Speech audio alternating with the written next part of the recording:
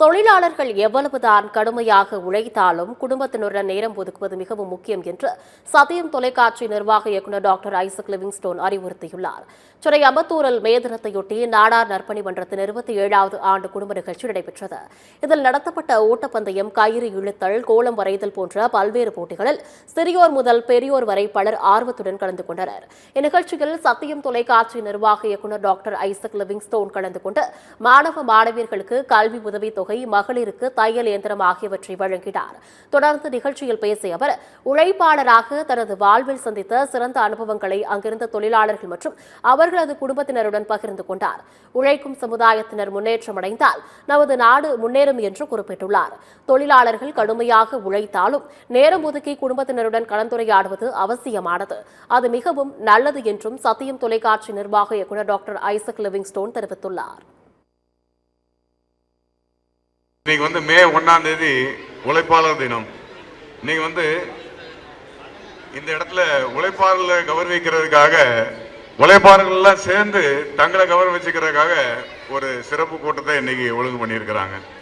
நல்லது கெட்டது, தூக்கம் துக்கம் சந்தோஷம் வாழ்க்கையில ஒண்ணுமே அனுபவிக்காம ஓடி ஓடி உழைச்சி உழைச்சி உழைச்சி ஏன்னா தன் குடும்பத்தை தன்னுடைய சமுதாயத்தை உயர்த்தணும் அப்படிங்கிறதுல அந்த உழைப்பை செலுத்துறதுல ஒரு ஆட்களை இந்த உலகத்துல நீங்க எங்கேயுமே பார்க்க முடியாது.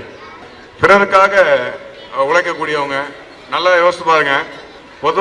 பொதுவான காரியம் அப்படின்னு வரும்போது குடும்பத்தையும் மறந்துடுவாங்க. ஏன்னா இந்த சங்கத்தில் இருக்கவங்க எல்லாம் வீட்டுல கண்டிப்பா அந்த பஞ்சாயத்து இருக்கும். சங்கத்துக்கு வந்தா வீடு மறந்துடும், தொழில் மறந்துடும், எல்லாம் மறந்துடும். பொது நலன்ல ரொம்ப அக்கறை உள்ள ஒரு கூட்டம். எல்லாருக்கும் நல்ல உதவி செய்யற மனப்பான்மை கொண்ட ஒரு நல்ல உள்ளம் உள்ளவங்க. நம்ம குடும்பங்கள்ல உழைக்கிறதுக்கு நேரம் செலவிடுறோம், ஓடுறதுக்கு நேரம் செலவிடுறோம், பொது காரியங்களுக்கு நேரம் செலவிடுறோம், கண்ட விஷயங்களுக்கெல்லாம் நல்ல காரியங்கள் சொல்லி நம்ம நேரங்களை செலவிடுறோம். ஆனா குடும்பமா உட்கார்ந்து ஒரு நாளும் பேசுறதே கிடையாது. குடும்பமா உட்கார்ந்து அண்ணன் அம்மா அப்பா அண்ணன் தம்பி மாமா மச்சான் தங்கச்சி அக்கா எல்லாரும் உட்கார்ந்து மனம் விட்டு பேசுறதே கிடையாது. இப்ப நீங்க உங்க குடும்பத்துல 4 பேர் 5 பேர் இருக்கிறீங்கன்னா குறைஞ்சது ஒரு நாளைக்கு ஒரு 1/2 மணி நேரம் 1 மணி நேரம் நீங்க உட்கார்ந்து பேசி பாருங்க.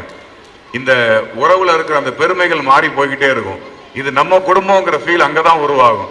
ஏன்னா தனியா ஓடிட்டு இருக்கும்போது யாராவது ஒருத்தர் ஒரு குறுக்க ஒரு கேள்வி கேட்டாங்கன்னா கோபம் வந்துடும். ஏன்னா நான் இவ்வளவு கஷ்டப்பட்டு உழைச்சிக்கிட்டு இருக்கிறேன், என்ன பார்த்து கேள்வி கேட்டுட்டேன்னு ஒரு கோபம் வரும். ஆனா நீங்க இப்படி உட்கார்ந்து பேசுற பட்சத்துல உங்க குடும்பம் அப்படியே தன்னால உயர்றத உங்க கண்ணு முன்னால நீங்க பாப்பீங்க. நீங்க குடும்பமா உட்கார்ந்து ஏதோ ஒரு நேரம் ஒதுக்கி, அது சாயங்காலமோ இல்ல காலையிலயோ தூங்கி முடிச்ச உடனே எல்லாரும் ஒன்று சேர்ந்து உட்கார்ந்து கதை பேசணும். இல்ல சாயங்காலம் எல்லாரும் படுக்க போறதுக்கு முன்னாடி 1 மணி நேரம் நீங்க உட்கார்ந்து எல்லாரும் அண்ணன் தம்பி அக்கா தங்கச்சி அம்மா அப்பா எல்லாம் உட்கார்ந்து நீங்க பேசி பாருங்க.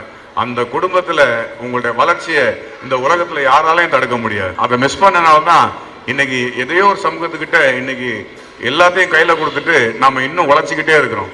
நம்ம உழைக்கிறதுக்கு ஒரு முடிவு இருக்கு. நம்ம உழைச்சி முடிச்சாச்சு அப்படின்னு நான் நம்புறேன். நல்லா உழைச்சிருக்கிறோம். ஆனா நாம பேர் சொல்ற அளவுக்கு ஒரு சிலர் தான் இன்னைக்கு போய் நிற்கிறாங்க. நம்முடைய உழைப்புடைய சக்தி நம்மளை அங்கங்க ஒரு குறுநில மன்னர்களை உருவாக்கி இருக்கணும்.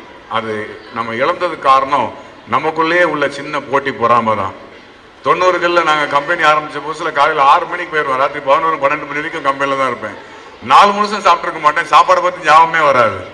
சாப்பாடை பத்தி ஞாபகமே வராது. உழைச்சி ஒரு இடத்துக்கு போகணும் அப்படின்னு சொல்லி சொன்னா அதுக்குரிய விலைக்கரையை நம்ம கொடுத்துதான் ஆகணும்.